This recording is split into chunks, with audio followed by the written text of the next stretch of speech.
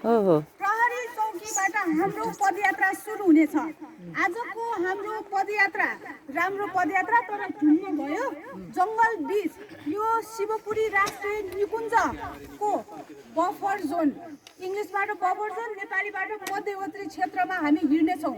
पुरै खाना खानु अगाडिसम्म हामी यो मध्यवर्ती क्षेत्रमा हिँड्नेछौँ जङ्गलको बाटोमा। हामी यहाँबाट यो के मन्दिर कस्तो नाम बिर्सेको मैले, तपचुली महादेवसम्म उकालो लाग्छौँ हामी। तपचुली महादेव 2150 मिटर, अहिले हामी 1750 मिटरमा छौँ। कति मिटर उचाइ चढ्नुपर्छ आफै क्यालकुलेट गर्नु होला। हामी उकालो चढ्दै चढ्दै तपचुलीसम्म पुग्नेछौँ र त्यहाँबाट फेरि ओह्रालो चढ्नेछौँ। ओह्रालो चढेर भोटेचोर चिया बगानमा हामी तपाईँहरूलाई छोडिदिनेछौँ एकछिनको लागि है।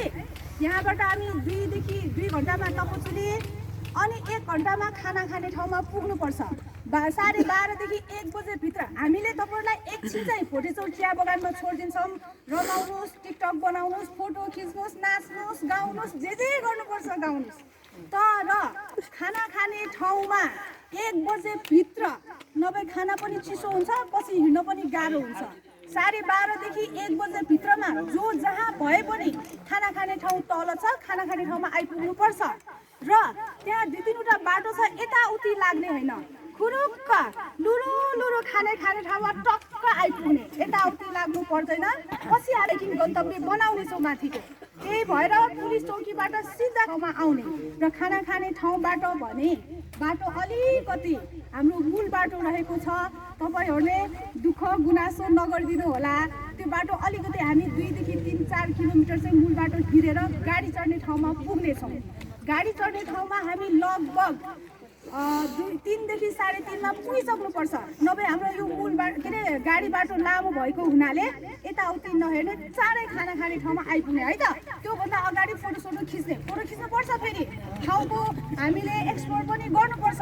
हामी जहाँ पुग्छौँ त्यहाँ हामी आन्तरिक पर्यटन प्रवर्धन, हामी पुगेपछि अरूले पनि त्यो ठाउँलाई पुगोस् र 1-2वटा सोधेर तपाईँ कहाँ जानुभएको, हामी पनि जान्छौँ, कसरी पुग्ने भन्दाखेरि आफूले भन्न सक्ने हुनुपर्छ है। उता को जानुभएको विरोधै नजानु होला।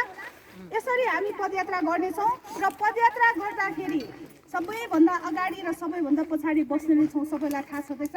सबैभन्दा अगाडि म आफै, अब मेरो नाम भन्नै पर्दैन, रामदेवी महर्जन, अनि मसँगै तेजान दाई, उहाँले धुलो लिनुहुन्छ है, सेतो धुलो। आज अलिक 1-2वटा बाटो यस्तो कन्फ्युजिङ छ, त्यो कतै हामी धेरै छैनौँ, हामी 50-52 जना छौँ। नछुटिकन हिँडौँ। यदि कहिलेकाहीँ यताउति लाग्दाखेरि छुट्यो भने त्यो सेतो धुलो हेर्दै अगाडि आउने। अब अर्को यो निलो क्याप तपाईँहरूले पाउनु भएको छ है, तपाईँले मेरो ब्यागमा छ है। निलो क्याप सबैले आफ्नो टाउकोमा लगाइदिनु होला। हाम्रो समूहको यो ड्रेस कोड नै भयो। अनि पानी आधा घन्टा अथवा 1 घन्टामा पिउँदै हिँडौँ, सँगसँगै हामी हिँड्नेछौँ। यसरी हामी सबैभन्दा पछाडि चाहिँ राजधानी बस्ने हो।